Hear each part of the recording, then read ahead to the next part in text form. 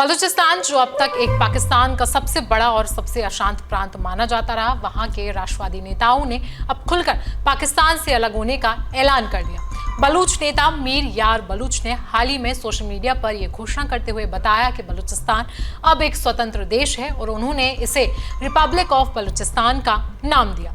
मीर यार बलूच ने भारत से अपील की है कि वो दिल्ली में बलूचिस्तान का दूतावास खोलने की अनुमति दें। साथ ही उन्होंने संयुक्त राष्ट्र से भी गुजारिश की है कि बलूचिस्तान को एक स्वतंत्र राष्ट्र के रूप में मान्यता दी जाए और नई सरकार के लिए जरूरी सुविधाएं जैसे कि मुद्रा, पासपोर्ट, बुनियादी ढांचा बनाने में मदद की। अब ऐसे में सवाल आता है कि बलूचिस्तान के एक देश बनने से दुनिया पर क्या असर पड़ने वाला है। उससे पहले भी पाकिस्तान को इससे क्या कुछ नुकसान और फायदा होंगे, साथ ही बलूच से अलग होकर पाकिस्तान का कितना साइज रह जाएगा।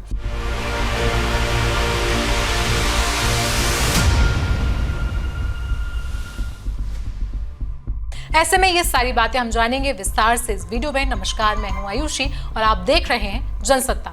मीर यार बलूच ने सोशल मीडिया पर लिखा, पाकिस्तान जैसा आतंक फैलाने वाला देश अब ढहने के करीब है। हम भारत से निवेदन करते हैं कि बलूचिस्तान का आधिकारिक ऑफिस दिल्ली में खोलने की हमें इजाजत दी जाए। इस बीच सोशल मीडिया पर बलूच झंडे लहराते लोगों की तस्वीरें, आजाद बलूचिस्तान के नक्शे और भारत के समर्थन की मांग तेज हो गई। साथ ही साथ मीर यार बलूच ने भारत के लोगों, मीडिया और यूट्यूबर से अपील की कि वो बलूच लोगों को पाकिस्तान के अपने लोग कहना बंद कर दें। उन्होंने साफ कहा कि हम बलूच हैं, पाकिस्तानी नहीं। पाकिस्तान के अपने लोग तो पंजाबी हैं जिन्होंने कभी बमबारी, गायब किए जाने और नरसंहार का दर्द नहीं झेला है। बलूचिस्तान लिबरेशन आर्मी यानी कि BLA, जिसे पाकिस्तान आतंकवादी संगठन मानता आया है, उसने भी हाल ही में एक बड़ा हमला किया। उन्होंने बताया कि उन्होंने ऑपरेशन हिरोफ के तहत पाकिस्तान के 51 इलाकों में से 71 हमले किए हैं। उसके बाद इन हमलों में सेना, पुलिस, खुफिया एजेंसियां, खनिज वाहन और सड़कों को निशाना बनाया गया। इस सब के बीच BLA का कहना है कि पाकिस्तान का अब चलना मुश्किल है और वो किसी धोखेबाजी बातचीत में नहीं आने वाला है। उन्होंने साफ कर दिया है कि वो तब तक नहीं रुकने वाले हैं जब तक पाकिस्तान को तोड़कर उसका आतंकवादी चेहरा सबके सामने ना लाए। आगे बढ़ने से पहले सबसे इंपॉर्टेंट बात, एक चीज हम डिस्कस कर लेते हैं, जो कि यह है कि बलूचिस्तान से अलग होकर पाकिस्तान कितना छोटा बचेगा। आपको बता दें कि इस समय पाकिस्तान के 4 प्रांत हैं जिनका नाम है पंजाब, सिंधु, बलूचिस्तान और खैबर पख्तूनख्वा। इस सब में बलूचिस्तान पाकिस्तान का सबसे बड़ा प्रांत है जिसका क्षेत्रफल लगभग 44% है, जो कि 3,47,190 किलोमीटर वर्ग में फैला हुआ है। और अब अगर ऐसे में बलूचिस्तान पाकिस्तान से अलग हो चाहे तो पाकिस्तान के पास सिर्फ और सिर्फ 56% क्षेत्रफल रह जाएगा, यानी कि पाकिस्तान की कुल क्षेत्रफल जो फिलहाल 8,81,913 है, वो घटकर 5,34,723 किलोमीटर वर्ग रह जाएगा। देखा जाए तो बलूचिस्तान फिलहाल अभी राजस्थान के बराबर है और पाकिस्तान बलूचिस्तान से अलग होकर राजस्थान और उत्तर प्रदेश के बराबर रह जाएगा, जिनका क्षेत्रफल, राजस्थान की बात करें तो राजस्थान का क्षेत्रफल कुछ 3.5 लाख है, तो वहीं उत्तर प्रदेश का भी 2.5 लाख क्षेत्रफल है।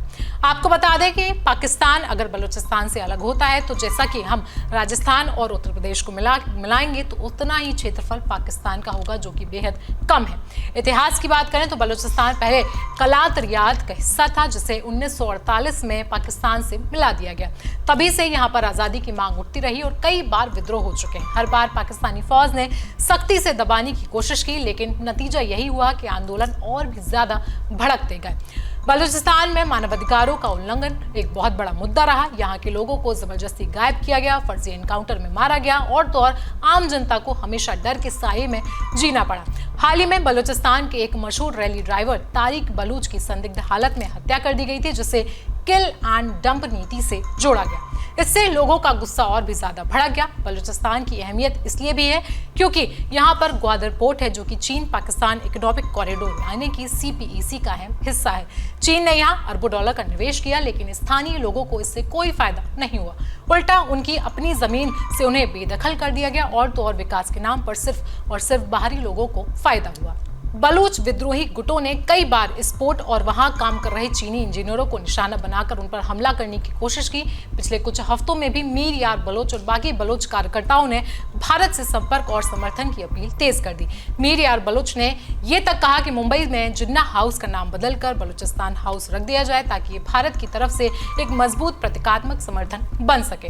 हालांकि ये स्वतंत्रता की घोषणा अभी औपचारिक रूप से मान्यता नहीं पा सकी है, लेकिन इसका असर गहरा है। जानकारों का मानना है है कि इससे पाकिस्तान की बाकी अलगाववादी आंदोलन में भी हिम्मत पा सकते हैं और तो और बलूचिस्तान की स्थिति और भी पेचीदा हो सकती है। पाकिस्तान सरकार की ओर से फिलहाल इस पूरे मामले पर कोई ठोस प्रतिक्रिया सामने नहीं आई है, लेकिन हालात जिस तरीके से बदल रहे हैं वो आने वाले दिनों में पूरे दक्षिण एशिया की राजनीति पर असर डाल सकते हैं। देखा जाए तो बलूचिस्तान को मान्यता देना दिल्ली के लिए बहुत अहम है, क्योंकि ऐसा करके वो पाकिस्तान से बदला ले सकता है। लेकिन हाल के सालों में देखा गया है कि कई बार भारत पाकिस्तान और बलूचिस्तान के मुद्दे पर बोलने से बचा है, क्योंकि भारत का मानना है कि वो किसी के आंतरिक मुद्दे में दखलंदाजी नहीं करता है। लेकिन फिलहाल 2016 में देखा गया था कि प्रधानमंत्री मोदी ने 15 अगस्त पर अपने भाषण में बलूचिस्तान में चल रहे संघर्ष का जिक्र किया था।